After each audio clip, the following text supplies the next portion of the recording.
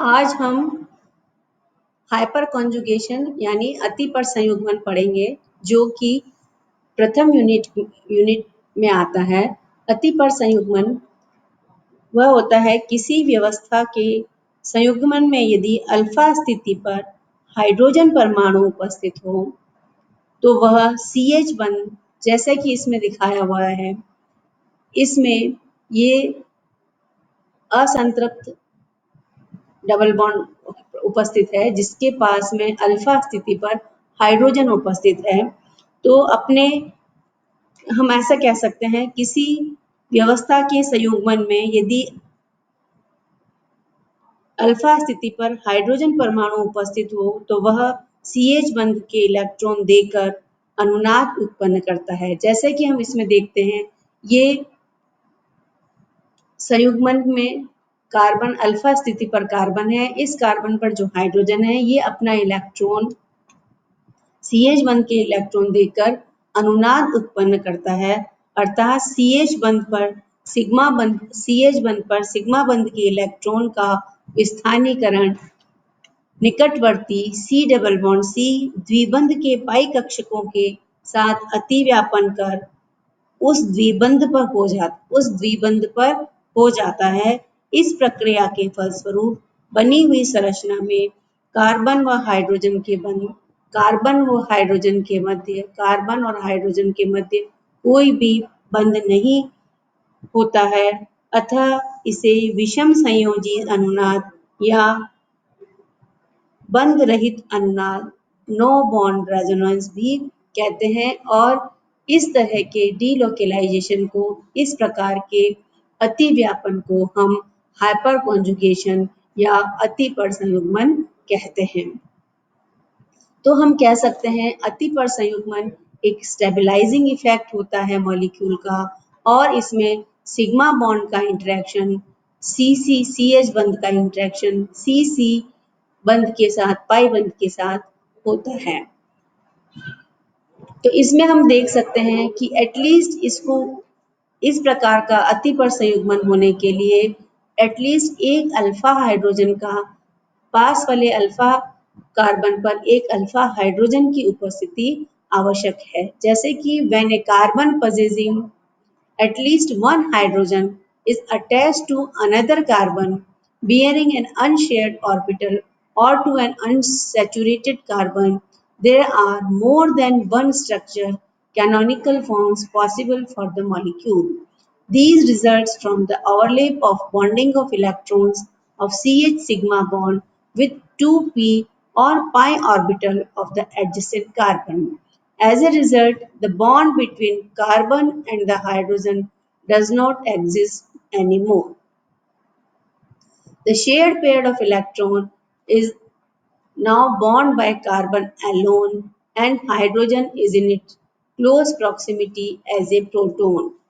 तो हम कहते हैं कि इस कार्बन और हाइड्रोजन के मध्य का जो इलेक्ट्रॉन है वो शेयरिंग, जैसे कि एल्काइल समूह में, कार्बोकेटाइन समूह में इस CH बंध का शेयर्ड पेयर ऑफ इलेक्ट्रॉन ये कार्बन का धन आयन वाले कार्बन के ऊपर उपस्थित MTP ऑर्बिटल पे इस कार्बन हाइड्रोजन सिग्मा बंध का अतिव्यापन हो जाता है, और ये बहुत ही जो निकलने वाला हाइड्रोजन एज ए धन आयन होता है वो इसकी बहुत ही क्लोज प्रॉक्सिमिटी में रहता है। तो ये कार्बन और हाइड्रोजन के मध्य एक प्रकार का आयनिक बंध बन जाता है। तो ये इस प्रॉक्सिमिटी को छोड़कर कहीं हाइड्रोजन जो कैटायन है वो नहीं जाता है। तो हम देखते हैं कि the electron of the sigma bond between CH are involved in delocalization. In the structure to the right हम देखते हैं इस कार्बन और हाइड्रोजन के मध्य में कोई भी बंध नहीं होता है, जिसे कि हम नो बॉन्ड रेजोनेंस कहते हैं। इसी प्रकार हम देखते हैं टॉल्यूइन में कार्बन के पास जो होता है ये असंतृप्त डबल बॉन्ड उपस्थित होता है। इस कार्बन के ऊपर ये अल्फा कार्बन है, इस कार्बन के ऊपर कार्बन और हाइड्रोजन बंध होता है। जब ये इस कार्बन और हाइड्रोजन के साथ डबल बॉन्ड बनाता है, ये वाला कार्बन अपना इलेक्ट्रॉन इस कार्बन को दे दे, इस बंध को बनाने में दे देता है, तो ये H plus as a H plus निकल जाता है और इस कार्बन के ऊपर बेंजीन के ऊपर ऋण आवेश आ जाता है। यह ऋण आवेश अपनी 3 अनुनादी संरचनाओं के साथ और ज्यादा स्थायित्व प्राप्त कर लेता है। इस प्रकार का interaction is also referred to as heterovalent और सैक्रिफिशियल हाइपर कॉन्जुगेशन, जिसे कि हम सैक्रिफिशियल हाइपर कॉन्जुगेशन को हम हिंदी में उत्सर्ग अति संयुग्मन भी कहते हैं।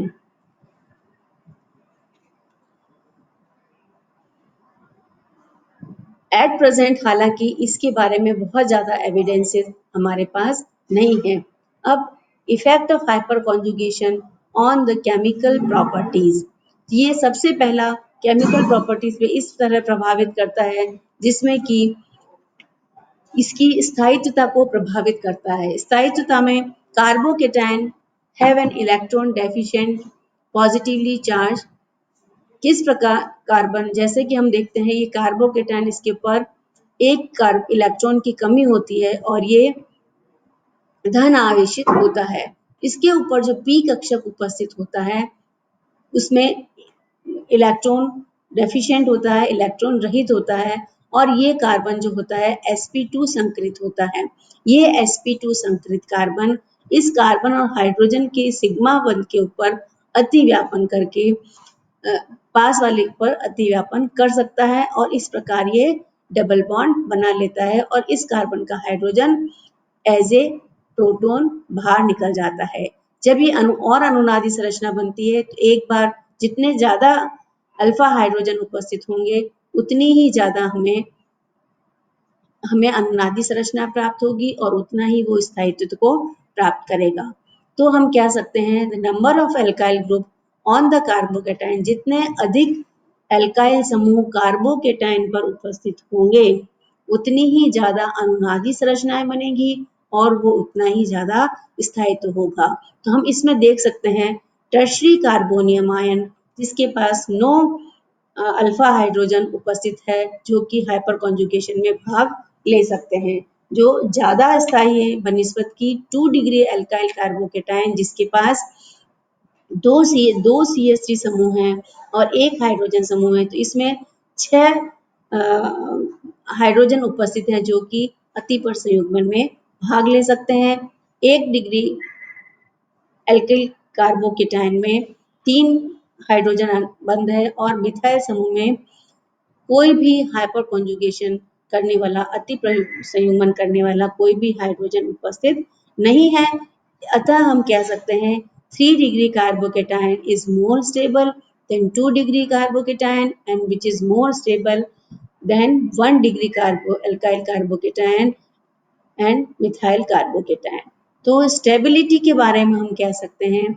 इसी प्रकार रेडिकल्स के बारे में हम देखते हैं कि रेडिकल्स में भी जिस प्रकार कार्बोकेटाइन है उसी प्रकार रेडिकल की भी स्टेबिलिटी होती है। Alkyl radicals having p orbital of carbon, this alkyl radical having p orbital of carbon occupied by an odd electron, एक odd uneven इलेक्ट्रॉन उपस्थित होता है which gets delocalized over the 3 nuclei। ये अयुग्मित electron 3 nuclei के बीच में होता है, एक 2 कार्बन के बीच में, ये जो 2 कार्बन है इनके बीच में और एक हाइड्रोजन के बीच में, या तो इस हाइड्रोजन के बीच में या इस हाइड्रोजन के बीच में। By overlap with the sigma orbital of CH bond with adjacent alkyl group, the bond formed between two carbon and one odd electron is held by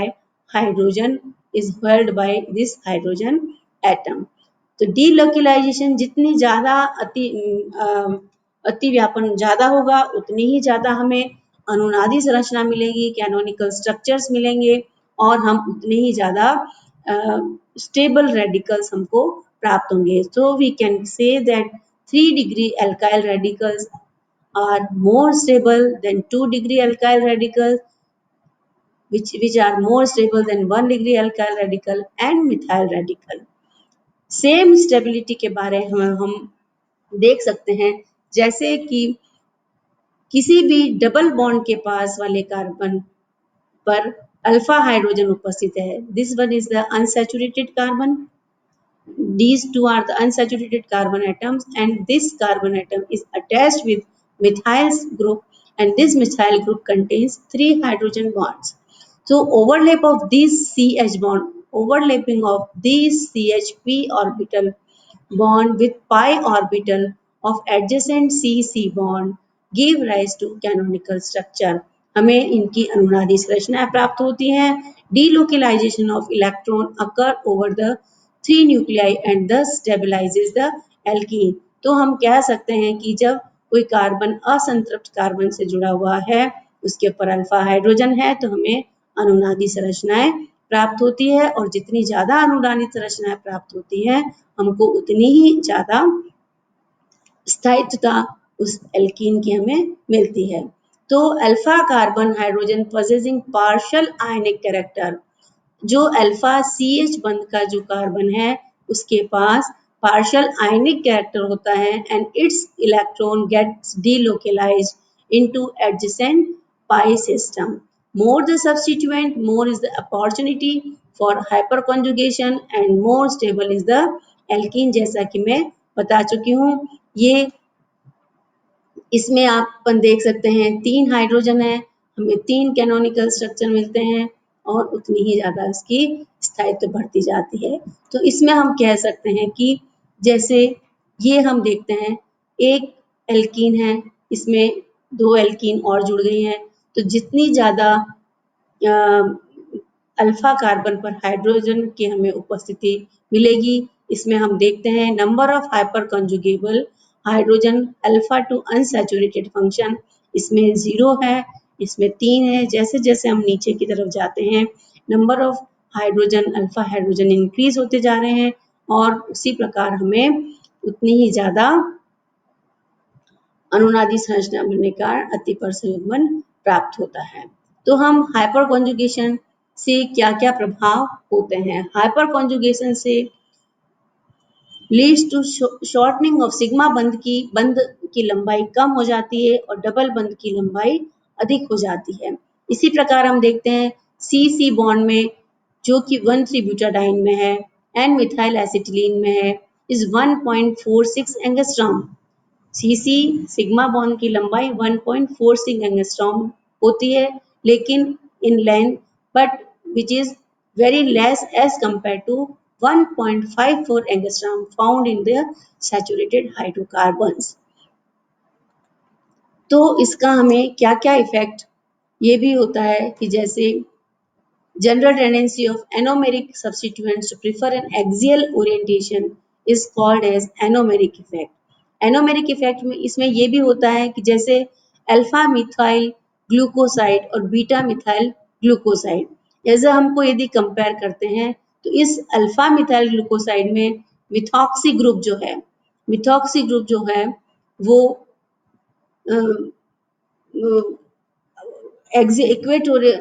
equatorial होता है, एक्सियल होता है, और बीटा मिथाइल ग्लूकोसाइड में, जैसा कि इसमें लिखा हुआ है, beta methyl glucoside the methoxy group is at equatorial. ये पोजीशन जो है इसकी इक्वेटोरियल पोजीशन है, and can not involve in hyper conjugation, क्योंकि इसका ये अपना इलेक्ट्रॉन इसके साथ ओवरलैप इलेक्ट्रॉन नहीं कर सकता पी कक्षक के साथ, और अतः ये अतिपर संयुग्मन नहीं दिखाता है.